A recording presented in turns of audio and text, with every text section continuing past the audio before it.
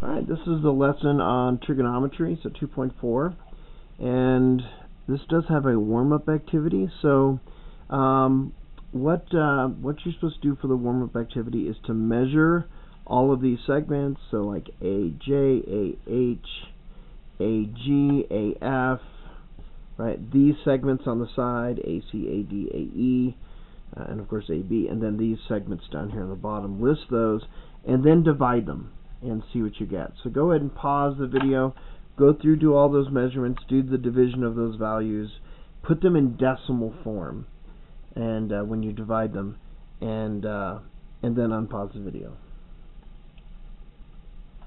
Okay, so hopefully all of this is finished, and this should be pretty close to what you wound up with. We did this in class, and some of these, you know, the measurements varied. Some people might have gone like a 6.5 or 6.7 instead of 6.6. But this should all be relatively close. And what you should find is that all of these values for this column should be about 0.43 or 0.42. And this one here about 0.90, 0.91, somewhere around there. And this one 0.47. Most of them were 0.47, but there's one 0.48. But the point of this is for you to see that these values are roughly the same. Now, the reason they're not exactly the same is because our measurements aren't exactly perfect, right? And so you are going to have a little bit of error in your measurements, which is going to cause a little bit of error here. But here's the main principle. Trigonometry is based on the fact that if you take a triangle, if you take similar triangles, it doesn't matter how big or small they are, the ratio of the sides will always be the same. So this here is the smallest triangle, then we have a bigger triangle, a bigger triangle, a bigger triangle. But the ratio of the opposite side, this side here, and say this side here, is the same. These were all the ones listed in this column. But 0.47, excuse me, if you take this opposite side and you divide it by this slanted side, and then this one divided by that, and this one divided by that, and this one divided by that, you tend to get about the same value again. And I do believe that was the 0.42. And then if you take this side, and horizontal side divided by this, and this horizontal divided by that, and this horizontal divided by that, and this horizontal divided by that, you will get about 0.9190, somewhere around there. Then we went ahead and we measured this angle right here, and we found that it was 25 degrees. This is 25 degrees if you use a protractor and measure it.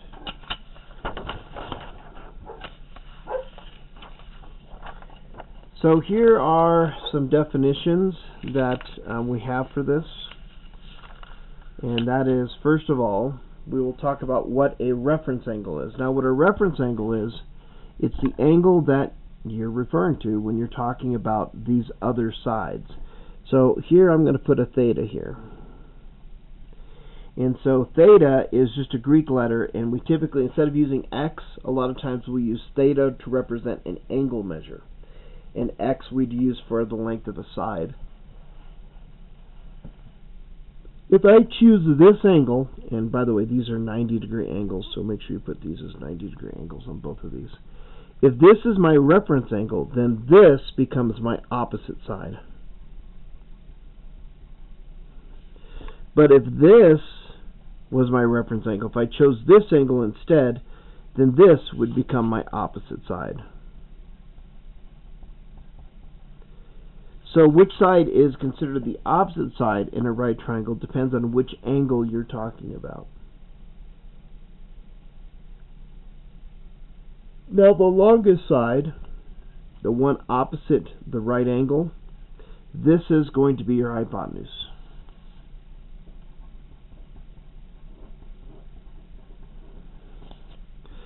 And you'll see it's the same one. And the reference angle doesn't change what the hypotenuse is. The hypotenuse is always the longest side, and that side is always the opposite the right angle. and then the remaining side is going to be your adjacent.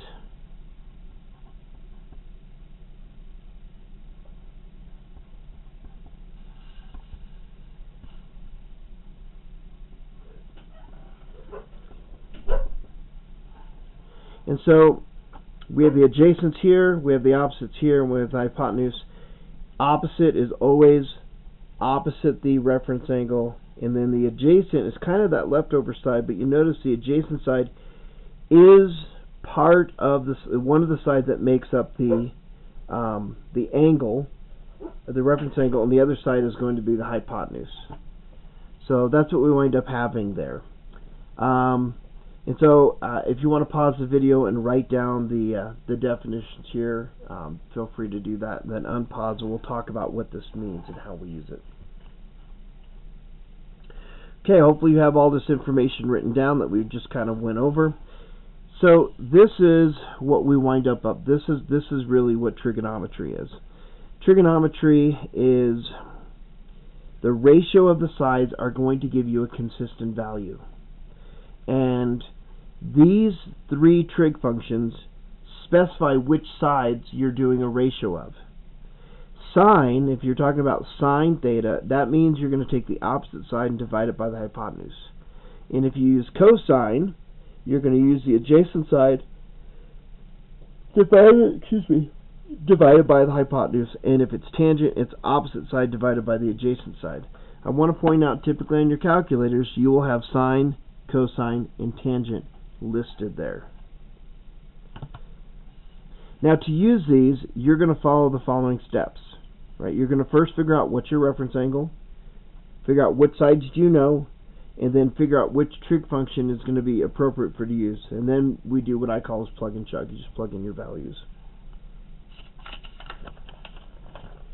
And so let's go and take a look at our first problem. In this problem here, on the next page, example 1, we know, I'm going to zoom in a little bit so we can have it a little bit better. There we go. Here's my reference angle. So this is my reference angle. This x here, this is going to be the opposite side. Here's my right angle, so this side is going to be the hypotenuse. Now at the top here, I'm just going to write sine theta is the opposite, and I'll just put OPP over HYP. Cosine theta is going to be the ADJ, or the adjacent, over the HYP, hypotenuse. And then tangent theta is going to be the opposite over the adjacent. So in this case, since I am looking for the opposite side and I know the hypotenuse, sine is the trig function that makes the most sense. So we're going to do sine theta is equal to the opposite side over hypotenuse. I like to write down which one I'm using, and then we'll plug in our values. We know sine is 25 degrees. And the opposite side is what we're looking for. The hypotenuse is our unknown.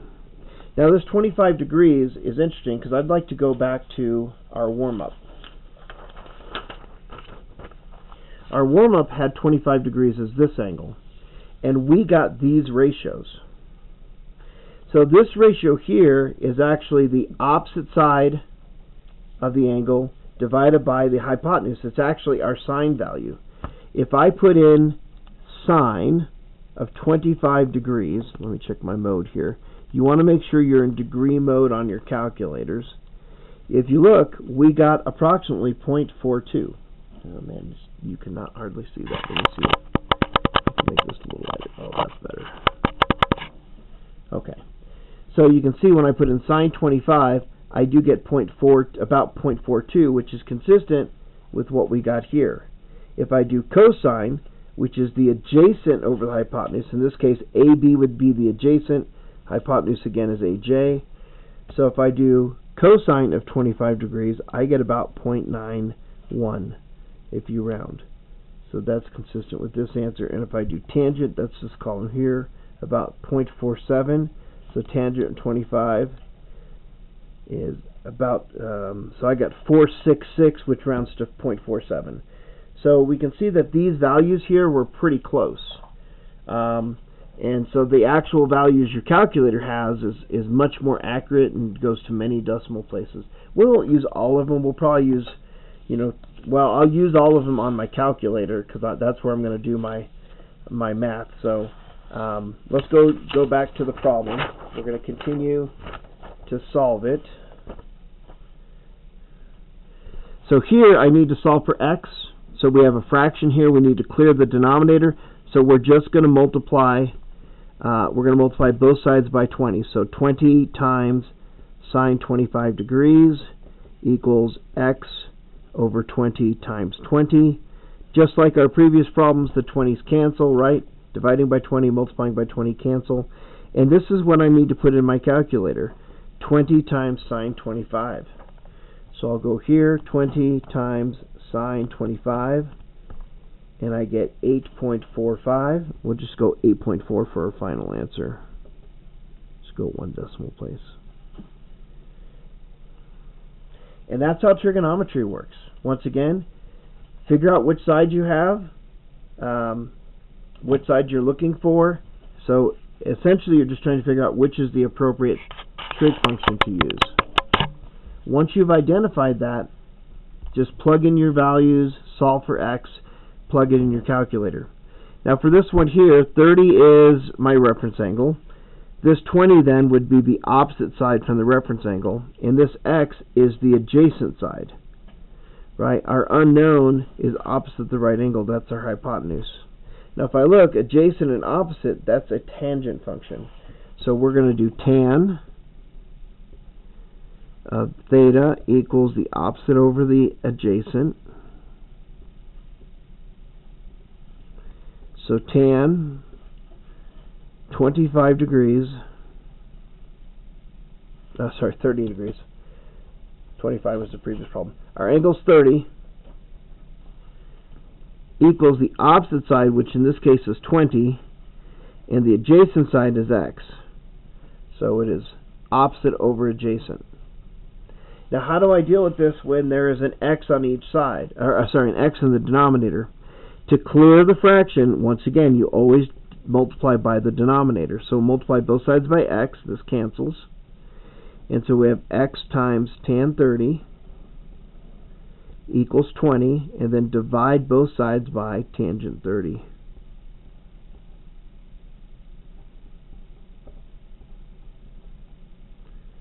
So x equals 20 divided by tan 30. And then that's a calculator moment. So we'll get our calculator here. We'll plug in 20 divided by tan 30. And we get an answer of 34.6 degrees. Not degrees. Sorry. It's not degrees. X is a side. My apology. It's adjacent side. So it's just 34.6 units of length. So that is going to be our answer there. Alright, so I'm going to go ahead and pause this video. Please continue on to part 2.